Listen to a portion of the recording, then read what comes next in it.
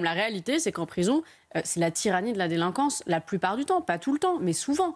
Ce qu'on appelle les matons ont réellement peur des représailles. Quand on leur dit « fais rentrer un téléphone, sinon je t'attends à la sortie », on sait ce que ça veut dire. Donc c'est aussi ça qu'il faut revoir. Mais dire que le trafic de stupéfiants va s'arrêter parce qu'ils sont en prison, c'est faux. Ils ont leur téléphone et ils télécommandent à distance. Enfin, ils peuvent continuer, entre guillemets, leur travail et ramasser des millions d'euros. À la seule différence qu'ils n'embêtent pas les habitants de ces quartiers.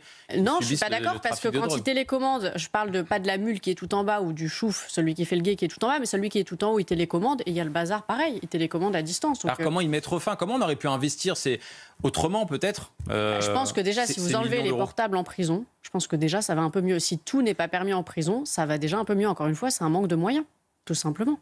Et je ne dis pas que les conditions en prison sont parfaites. C'est des conditions carcérales qui sont difficiles d'un point de vue de l'hygiène. On a été condamné par la Cour européenne des droits de l'homme. Néanmoins, c'est vrai, vous avez votre portable, votre PlayStation, il y a des yo-yos, ce qu'on appelle des yo-yos, c'est pour passer des choses d'une cellule à une autre. Vous avez globalement tout en prison. Donc si la prison, une personne qui va une fois pour une très courte peine se dit « c'est atroce, je ne veux plus jamais y retourner », bah déjà, ça ira beaucoup mieux. Oui. Des millions qui, je rappelle cette somme de 270 millions d'euros investis qui, bien sûr, vont aider aussi les habitants à bénéficier d'infrastructures qu'ils n'ont peut-être pas aujourd'hui. Peut-être occuper aussi ces jeunes, vous en parliez d'ailleurs, oui, des jeunes qui sont en bas de ces immeubles et qui surveillent le trafic de drogue. Moi, si j'étais à la place des habitants, la seule solution qu'ils ont, c'est de déménager. Il y a un moment, quand la délinquance est trop forte... Oui, mais il faut pouvoir le faire, Sarah Salman. Je suis 1000 fois d'accord avec vous, mais la seule solution, c'est ça, parce que là, vous parliez de délit tout à l'heure, parfois, il y a des crimes pour des trafics de stupéfiants. C'est-à-dire qu'on a des victimes collatérales qui n'ont rien à voir avec ce trafic et nous en avons parlé sur ces plateaux.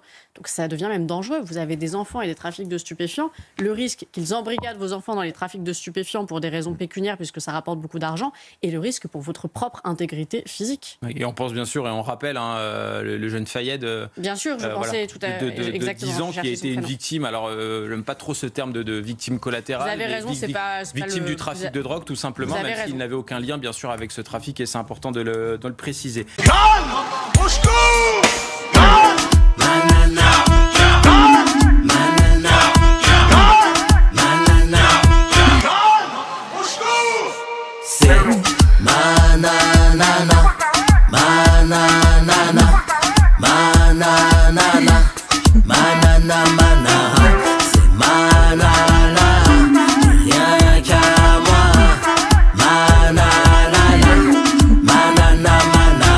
La chanson de l'été, Nana Manara de Nicolas Malone sur Spotify, iTunes, et bien sûr Deezer pour bouger, danser, se remuer.